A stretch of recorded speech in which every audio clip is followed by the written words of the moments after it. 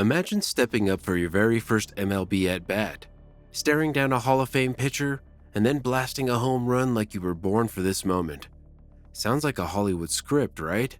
But what if I told you the guy who did it had spent years drifting across the country working odd jobs, battling crippling depression, and at one point was so lost he had given up on baseball entirely? His life plays out like a Hollywood script. This is the unbelievable journey of Evan Gattis, a player who went from janitor to World Series champion, from rock bottom to El Oso Blanco, feared slugger of the big leagues. He wasn't supposed to make it. He wasn't even supposed to be here. But against all odds, he roared back to claim his place in MLB history. Evan Gattis was born in Dallas, Texas in 1986, and from the moment he could hold a bat, it was clear this kid was built for baseball.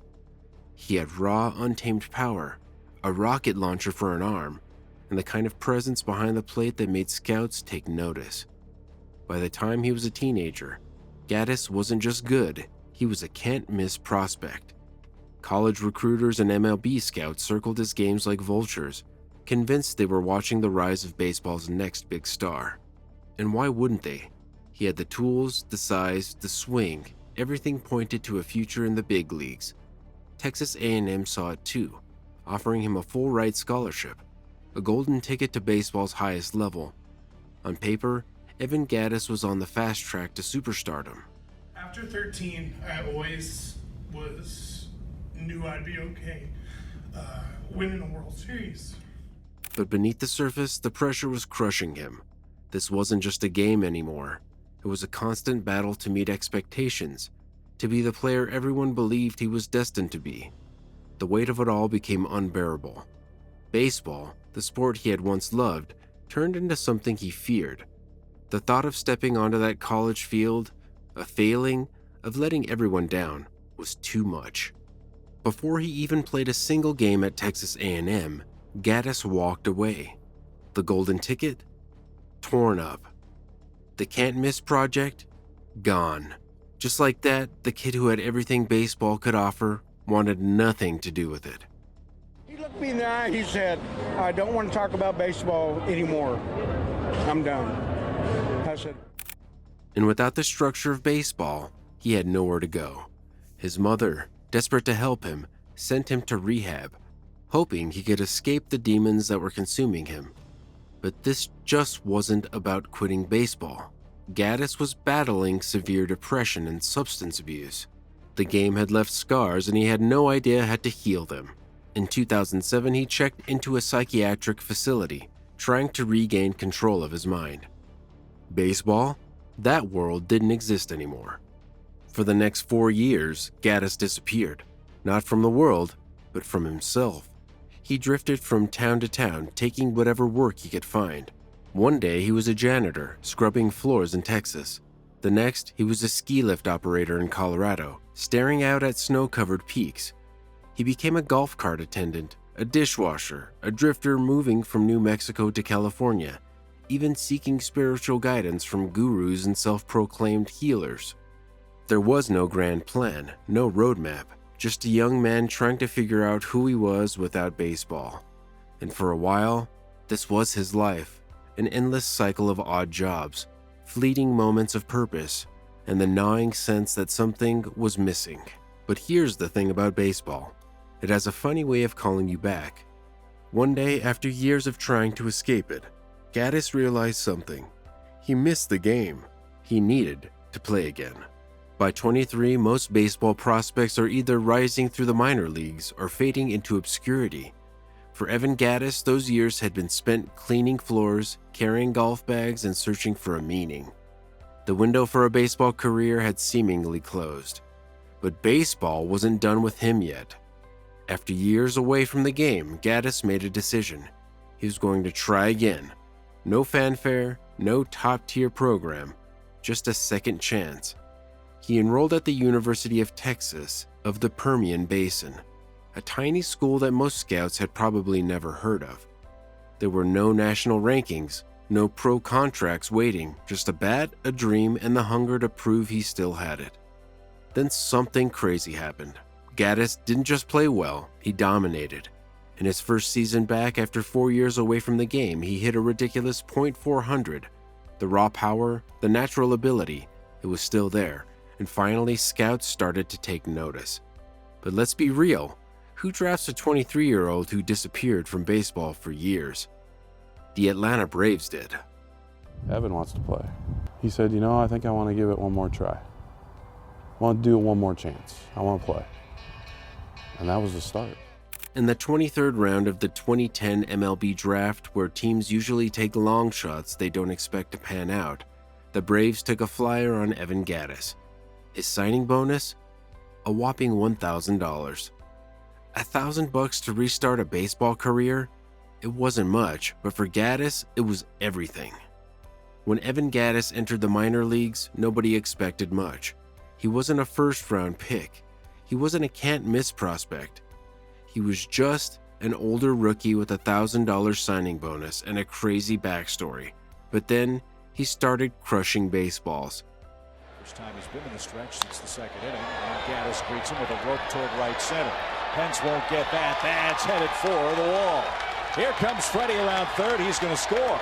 Gattis around second is on his way to third. He'll have a stand-up triple, and the Braves.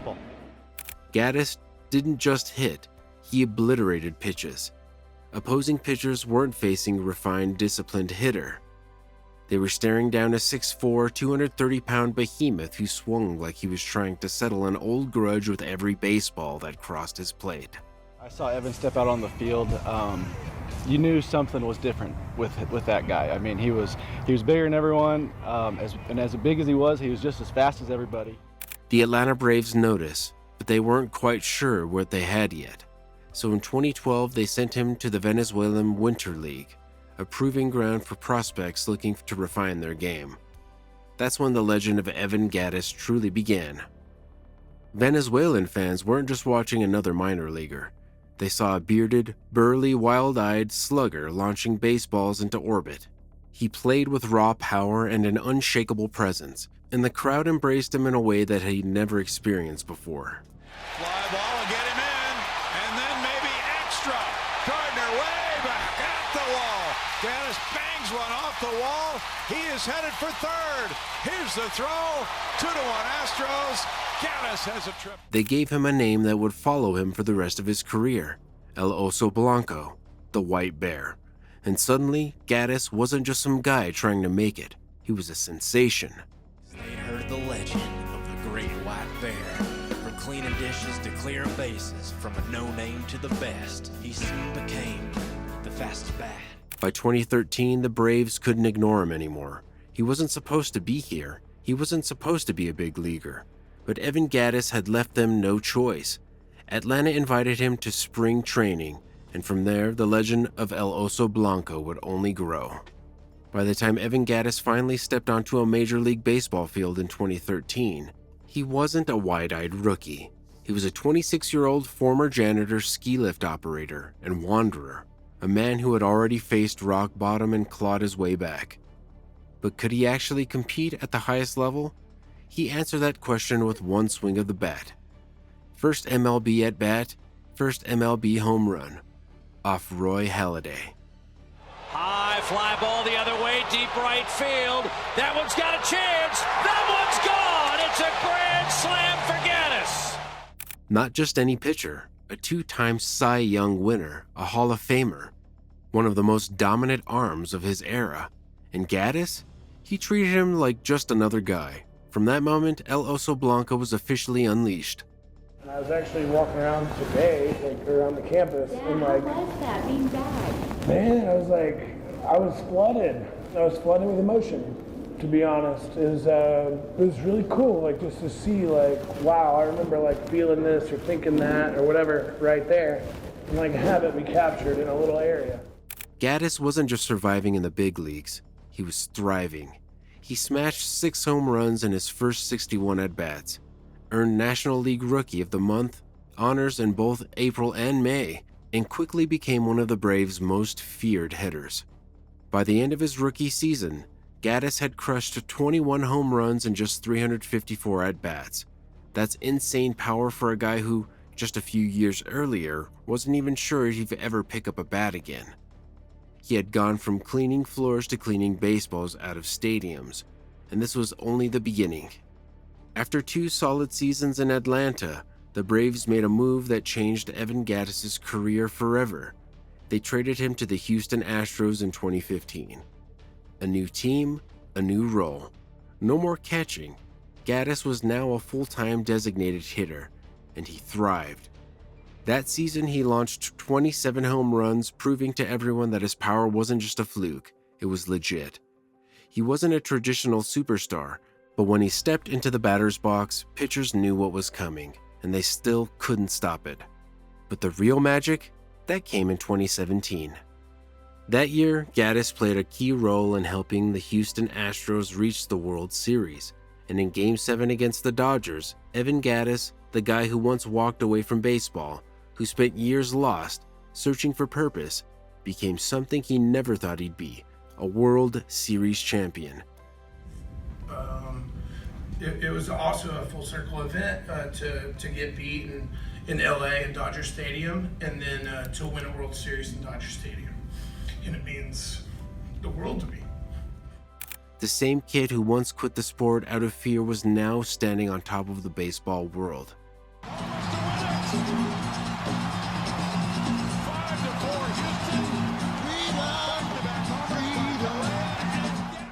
After a solid 2018 season, Evan Gattis stepped off the field, and just like that, his career was over. No massive farewell tour, no emotional goodbyes, no final contract, just silence. At 32 years old, Gattis walked away from baseball for good, but this time, he was at peace. He had defied every odd imaginable. He had lived a life most players never experience, from being a high school phenom to a lost wanderer, to a World Series champion. And after baseball, Gattis did what he had always done. He lived life on his own terms. He started a podcast, opened up about his mental health journey, and reflected on the wildest career arc in MLB history. Because Evan Gattis wasn't just a player, he was a story, a reminder that life doesn't move in a straight line. Sometimes you have to lose everything to find yourself again. Evan Gattis wasn't supposed to make it. He wasn't a first-round pick. He wasn't a 5-tool phenom. And he wasn't the guy who always had it figured out. He was the guy who quit, the guy who walked away, the guy who took the long road, the really, really long road, just to get another shot. And when he got that shot, he made it count. So what do you think about Evan Gattis' journey? Have you ever seen a player with a crazier path to the big leagues? Let me know in the comments. And if you enjoyed this story, don't forget to like, subscribe, and hit that notification bell so you don't miss more incredible baseball stories just like this one. Thanks for watching, and I'll see you in the next video.